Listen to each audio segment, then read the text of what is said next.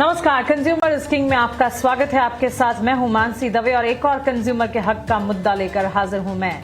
आज बात करेंगे मिल्क यानी कि दूध की। दूध जिसे सेहत का दूसरा नाम माना जाता है, लेकिन अगर यही दूध डिटर्जेंट, केमिकल और सिंथेटिक चीजों से तैयार किया जाए तो महाराष्ट्र में करोड़ों लीटर नकली दूध के कारोबार का खुलासा हुआ है। सिर्फ महाराष्ट्र तक ही नहीं सिमटा है ये काला कारोबार, देश के अलग अलग हिस्सों में नकली दूध का बड़ा बिजनेस चल रहा है। चिंता सिर्फ दूध तक सीमित नहीं है, इसी नकली दूध से आइसक्रीम बन रही है, पनीर तैयार हो रहा है और ये प्रोडक्ट्स रोजाना लाखों लोगों की थाली तक पहुंच रहे हैं। सवाल है कि मुनाफे के इस खेल में लोगों की सेहत के साथ कितना बड़ा खिलवाड़ हो रहा है। क्या हम जो खा पी रहे हैं वो सचमुच सुरक्षित है? इसी मुद्दे पर आज होगी कंज्यूमर इज किंग।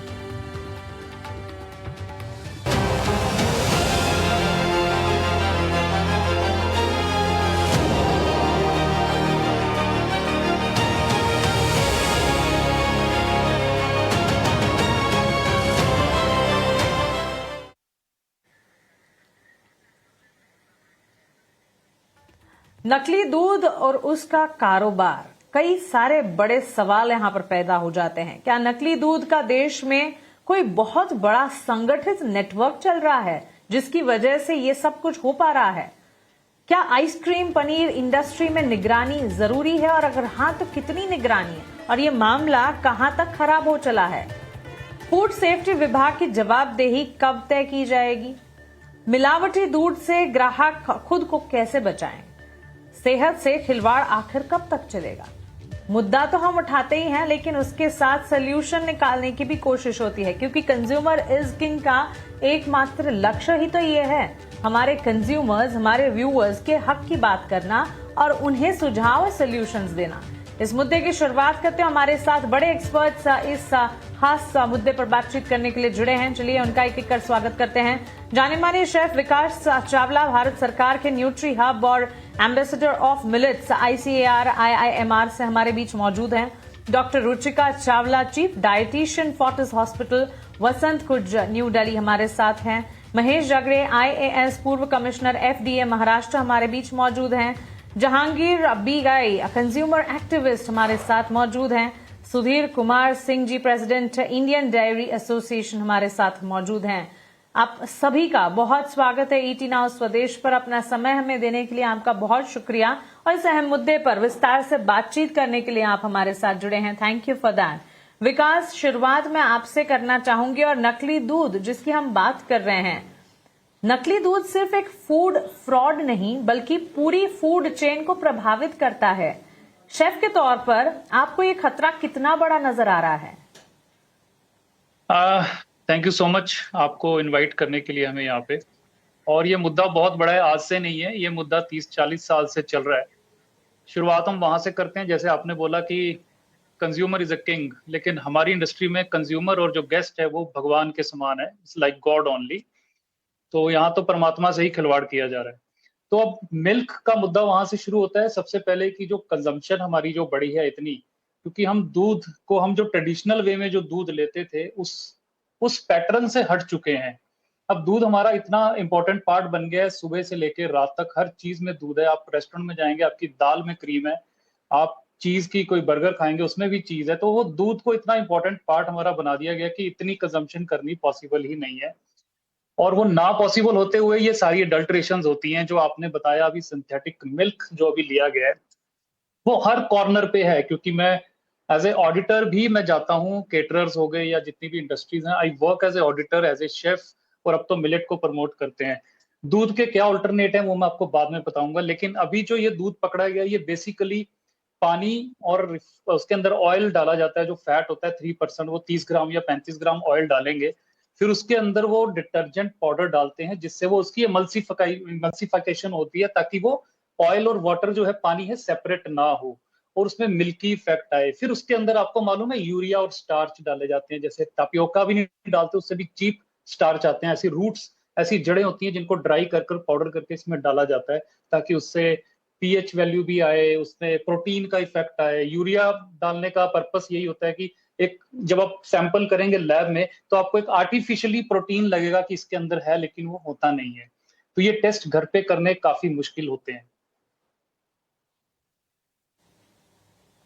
जी। विकास जी, आपने समय समय पर इस मुद्दे पर अपनी आवाज उठाई है और काफी सारे इंसाइट्स शेयर किए हैं। हम जानते हैं, विस्तार से और भी सवाल आपसे करेंगे, लेकिन इस बीच हमारे साथ डॉक्टर रुचिका चावला जी भी हैं, chief dietitian, Fortis hospital, Vasant Kunj, New Delhi से। Ruchika, thank you so much for giving your time. Detergent, urea और सिंथेटिक केमिकल से बने दूध का शरीर पर सबसे गंभीर असर हो सकता है। इस पूरे मुद्दे को आप कैसे देखती हैं, और एक डॉक्टर होने के नाते ये कितना गंभीर है आपके हिसाब से? देखिए, सबसे पहले तो ये समझना बहुत इम्पोर्टेंट है कि मिल्क हम बहुत कम अमाउंट, मतलब वेरियस एज ग्रुप्स काफी अमाउंट में मिल्क को कंज्यूम करते हैं, या फिर आप जैसे दूध है दही के रूप में, डेजर्ट्स के रूप में, और इंडियन कुजीन में काफी मात्रा में मिल्क यूज होता है और डिफरेंट एज ग्रुप्स इसको यूज करते हैं। स्पेशली अगर मैं बात करूं तो बच्चों की डिपेंडेंसी या बड़े एज के लोग, प्रेगनेंसी, तो वेरियस एज ग्रुप्स हैं या वेरियस लाइफ कंडीशंस हैं जहां पर दूध को प्रयोग में लिया जाता है, and because of which it poses a great risk also on these age groups. It poses a great risk because जब ये कंज्यूम होगा तो इसका डेफिनेटली नुकसान होगा, क्योंकि ये केमिकल्स हैं जैसे कि यूरिया, हमने सर ने अभी इंडिकेट किया कि उसमें यूरिया हो सकता है, उसमें कई बार पेस्टिसाइड्स का भी मिक्सिंग होता है, वाटर का मिक्सिंग होता है, स्टार्च का मिक्सिंग होता है। तो सबसे पहले तो ये केमिकल्स हैं जिसको अल्टीमेटली हमारे बॉडी के मेजर ऑर्गन्स को डिटॉक्सिफाई करना है, यानी कि लिवर से उसको गुजरना होगा, किडनी से उसको गुजरना होगा। तो ये बहुत इंपॉर्टेंट बात है कि इससे अननेसेसरी किडनीज पे और लिवर पे लोड आ सकता है। सबसे पहले ये है कि अगर इन केमिकल्स की मात्रा ज्यादा हो तो ये हमारे गट में इरिटेशन, यानी कि हमारे को पेट के रोग दे सकती है, इमीडिएटली फूड पॉइजनिंग भी हो सकती है। और अगर रेगुलरली इसका कंजम्पशन होता रहे अननोइंगली एज अ कंज्यूमर, अगर हम इसको रेगुलरली यूज करते रहे तो ऑन अ लॉन्ग रन कहीं ना कहीं ये हमारे स्पेशली हमारे डाइजेस्टिव सिस्टम को बहुत अफेक्ट कर सकता है ऑन अ लॉन्ग रन। तो इस तरीके से ये बहुत हार्मफुल है for all various age groups. और फिर दूध जिसको हम ये सोच करके कंज्यूम कर रहे हैं कि ये बहुत न्यूट्रिशियस चीज है, उससे हमें न्यूट्रिशन नहीं, बहुत नुकसान मिल रहा है अल्टीमेटली। बिल्कुल। Doctor Ruchika Jain, chief dietitian, Fortis hospital से अपनी इंसाइट इस मुद्दे पर, अपनी राय इस मुद्दे पर रख रही हैं। आपसे भी रुचिका जी और बातचीत करेंगे, लेकिन महेश जगरे, IAS, पूर्व कमिश्नर FDA महाराष्ट्र, हमारे साथ जुड़ चुके हैं। Mahesh ji, thank you so much for your time. इस मुद्दे को हम उठा रहे हैं, दूध नहीं बल्कि सफेद जहर, और एक तरीके से एक संगठन है जो कि इस गलत कारनामे को अंजाम दे रहा है। महाराष्ट्र में करोड़ों लीटर नकली दूध पकड़ा गया। क्या ये सिर्फ एक गिरोह था या संगठित नेटवर्क का संकेत? मानसी, इसे संगठित नेटवर्क ऐसा कहना मुझे लगता है कि ठीक नहीं रहेगा, क्योंकि ये पूरी देश में चल रहा है और दे आर डिसकनेक्टेड। एक ही ऐसा एक ही है और एक ही उसका नेटवर्क है, वो करते ऐसा नहीं है। और छोटे से छोटे लेके एक छोटा शख्स भी कर सकता है और वो गलत दूध वो डेयरी के ऊपर दे सकता है, और बड़ा नेटवर्क भी बड़ा इसमें इन्वेस्टर भी हो सकता है। ये कोई ये नहीं, लेकिन ये होता है, ये जरूर है। और इसमें ऐसा है कि जब पकड़े जाते हैं तो फिर सबको पता चलता है कि कुछ तो ऐसा हो रहा है, और हम जो जो दूध ले रहे हैं उसमें पॉइजन जैसा इसमें केमिकल्स है, या दूध के जो प्रोडक्ट्स बनते हैं उसमें भी पॉइजन जैसे है। अभी ये देश में 70-80 साल के बाद मुझे लगता है कि हमने हमारा दूध, जैसे कि बच्चों से लेके इन्फेंट से लेके बूढ़ों तक, सब एक दो बार तो दिन में ये करते, उसका सेवन करते ही एक दूसरी कोई तो इसमें फॉर्मेट में। अभी सभी फूड प्रोडक्ट का हम गए 70-80 साल में इसके लिए कुछ लोगों को सेहतमंद फूड नहीं दे सकते क्या, विदाउट एडल्ट्रेशन नहीं दे सकते क्या, कि फिर ये कैसी डेमोक्रेसी है? इसके लिए क्या हुआ कि 1954 में एक prevention of food addiction act था, उससे कुछ ये चेंज नहीं हुआ और ये ऐसे ही चलता रहा। ऐसे गिरोह थे कुछ जगह, और कुछ जगह ऐसे इंडिविजुअल थे, और ये फूड एडिक्शन करते थे पैसा कमाने के लिए, बाकी कुछ नहीं है। तो तब जब तक के ऐसा पता चला कि ये जो कानून था 1954 का वो उतना अच्छा नहीं है, तो पूरे इंटरनेशनल जो लॉज है, USA के है, इंग्लैंड के है, जो लॉज है सबसे अच्छे लॉज है, वो लेके 2006 में नया लॉ बनाया, food safety and standards act 2006। बहुत बढ़िया लॉ है। मैंने जो लॉज पढ़े हैं इसके बारे में, फूड के बारे में, one of the best laws in the world. और वो लॉ इंप्लीमेंट करने के लिए इस देश में 5 साल लिए इंफ्रास्ट्रक्चर बनाए, इंस्टीट्यूशनल फूड सेफ्टी अथॉरिटी बनाई है, हर एक स्टेट में फूड सेफ्टी कमिश्नर बनाया, बहुत अच्छा तैयार हुआ। अभी हुआ क्या कि इसमें देखिए कि अभी आपने जो मुद्दा उठाया कि ये जो महाराष्ट्र में कुछ 23 टन का जो पाउडर उसमें यूज किया था जो गलत था, अभी कुछ लोगों ने तो उसको कंज्यूम किया है, उनकी किडनीज के ऊपर असर होगा, उनके हार्ट के ऊपर असर होगा, उनके एलिमेंट्री कैनाल के ऊपर असर होगा। ये कानून क्या कहता है कि ये बाजार में ही ना आए। अब उनके बाद में कार्रवाई किया तो कार्रवाई होगी, लेकिन जिन्होंने कंज्यूम किया उनका क्या? तो ये कानून का पहला ऐसा है, प्रिंसिपल है कि ऐसी चीजें बाजार में, ऐसी पूरी उसमें व्यवस्था है, रूल है, रेगुलेशंस है। प्रॉब्लम कहाँ आती है?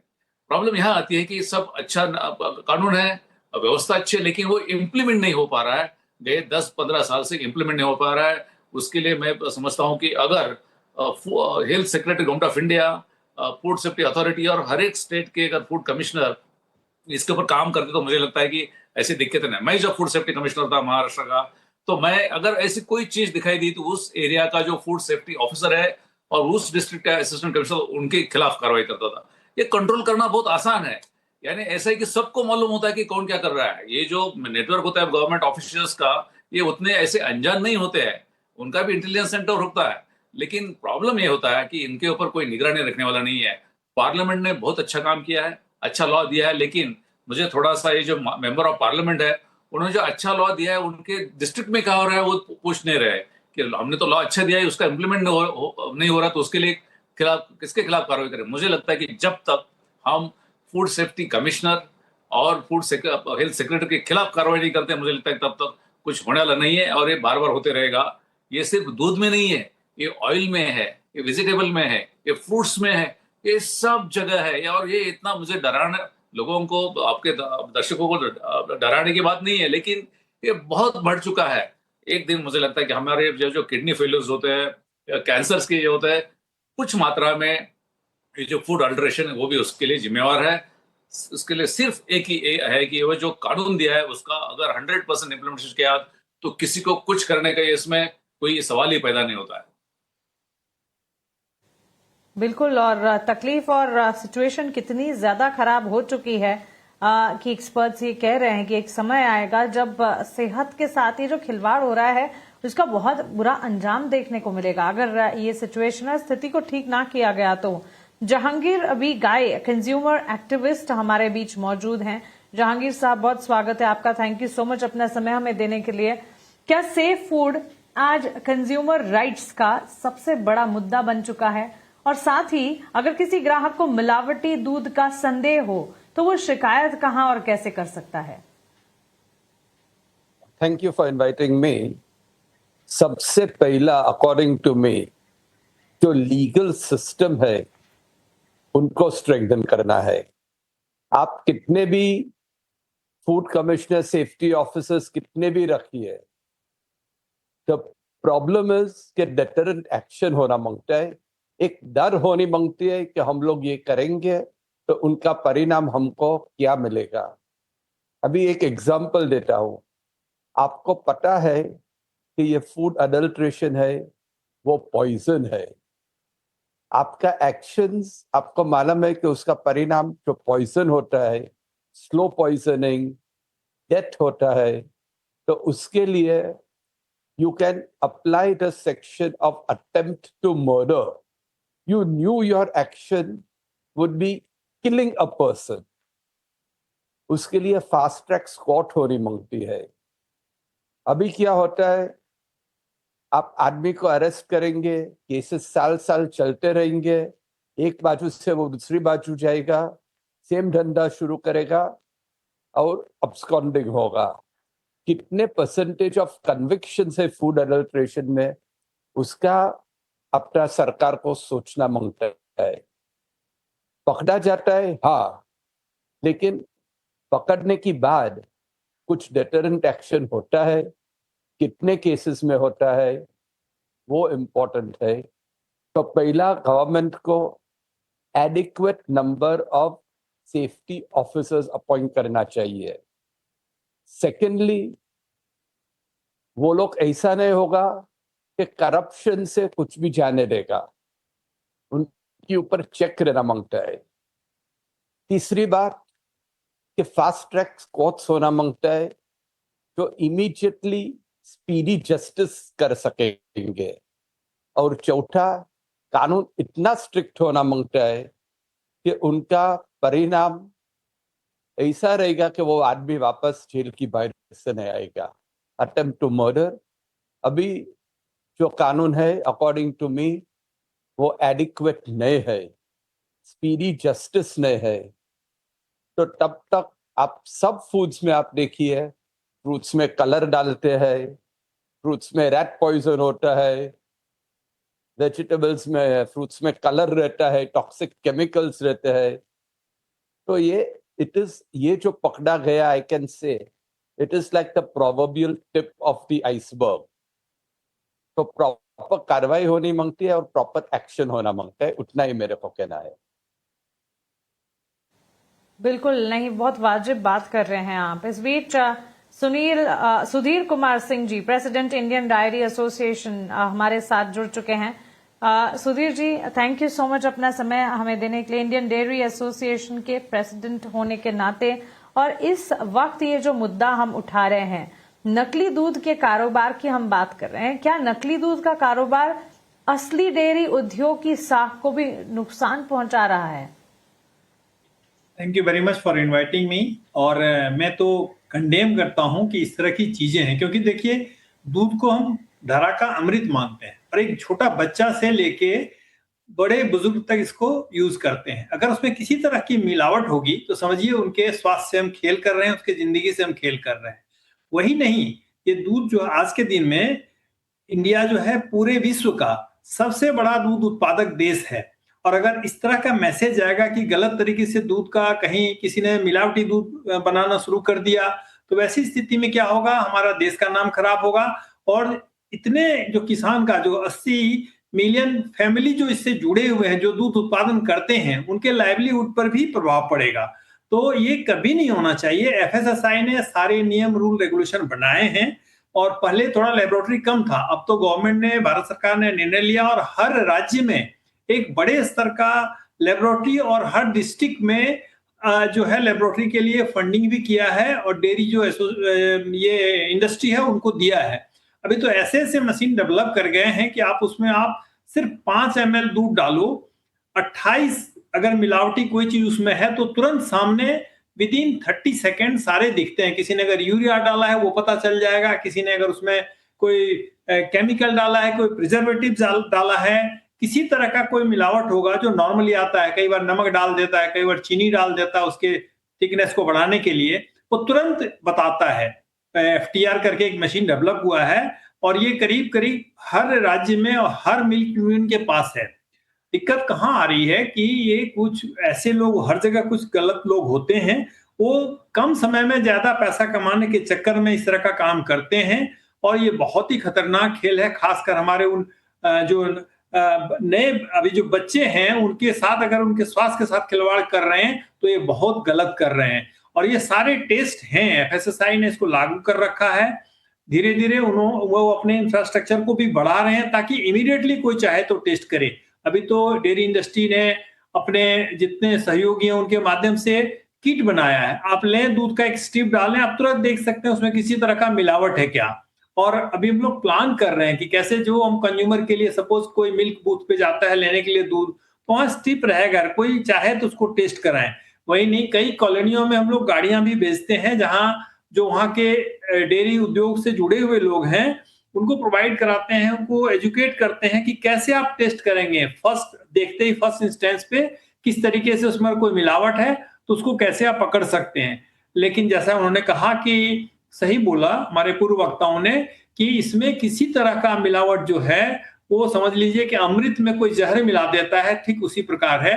और ये कभी नहीं होना चाहिए। इसमें सरकार भी सख्ती करती है, हम एसोसिएशन की तरफ से इसको कंडेम करते हैं। अगर जो लोग इसमें लगे हुए हैं वो अच्छे लोग नहीं हैं, वो अपनी शॉर्ट पीरियड में ज्यादा से ज्यादा पैसा कमाने के लिए ये खिलवाड़ कर रहे हैं। उनको सोचना चाहिए वही दूध उनके बच्चे को अगर पिलाया जाएगा तो उन्हें कैसा दर्द होगा जो उनके साथ में कोई दुर्घटना होती है।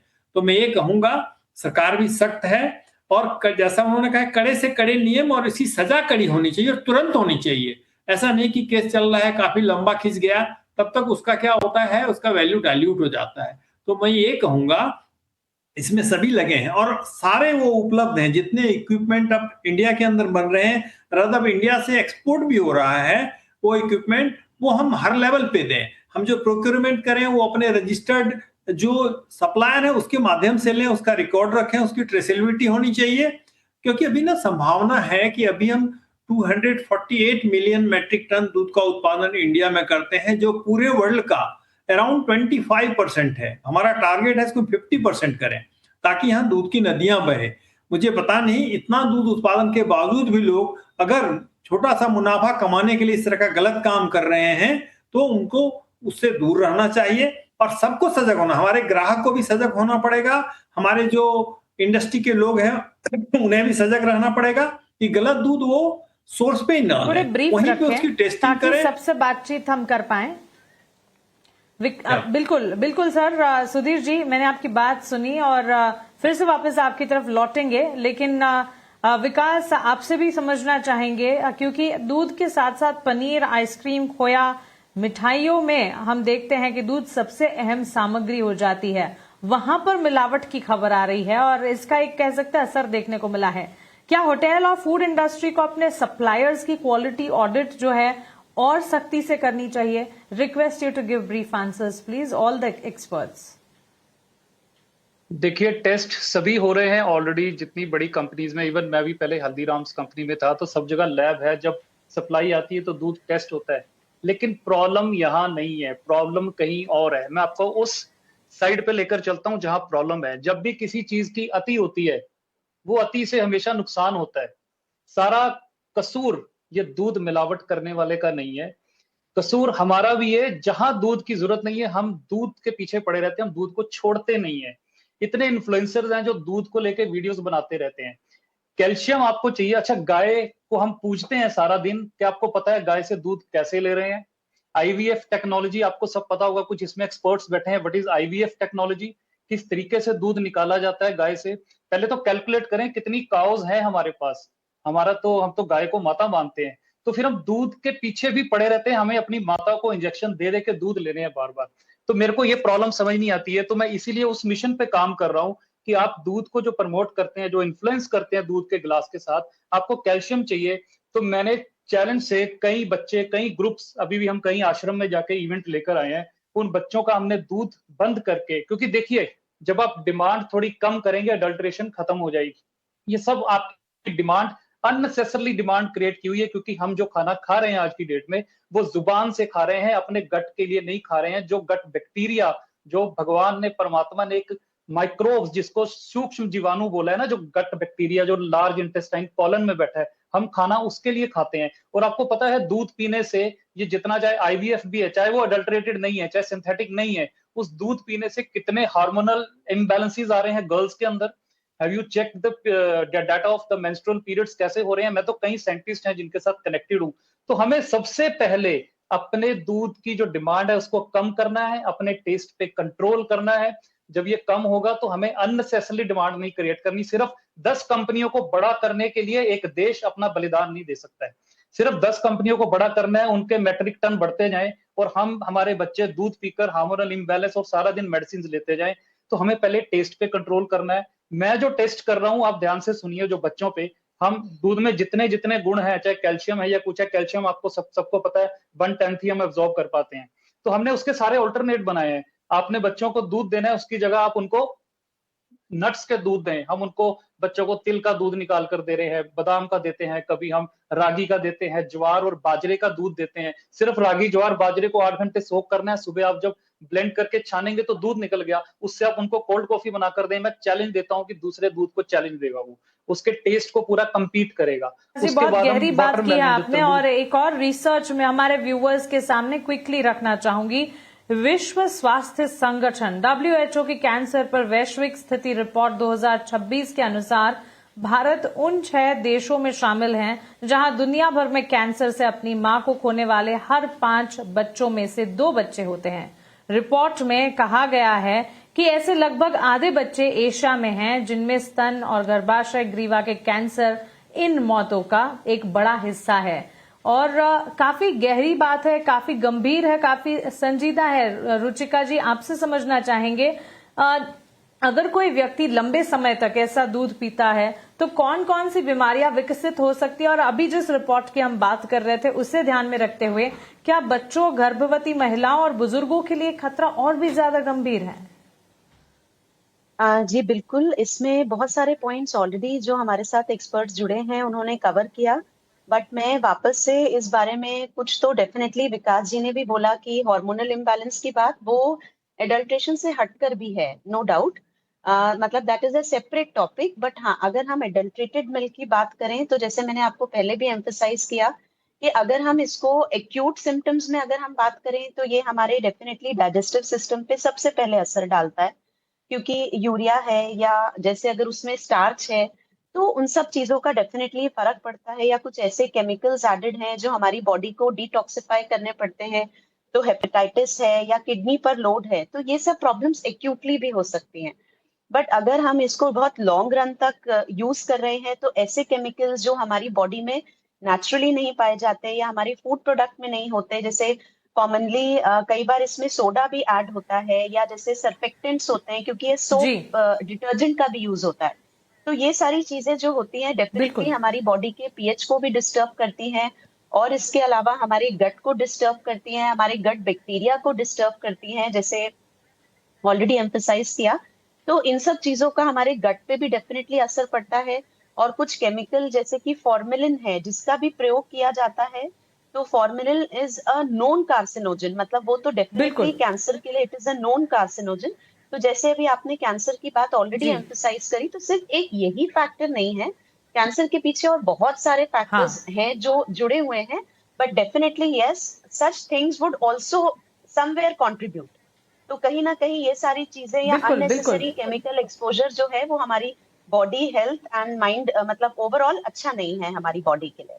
हर लिहाज से सही कहा आपने, बॉडी हेल्थ और माइंड पर नकली दूध का सेहत पर असर पड़ता हुआ दिखता है।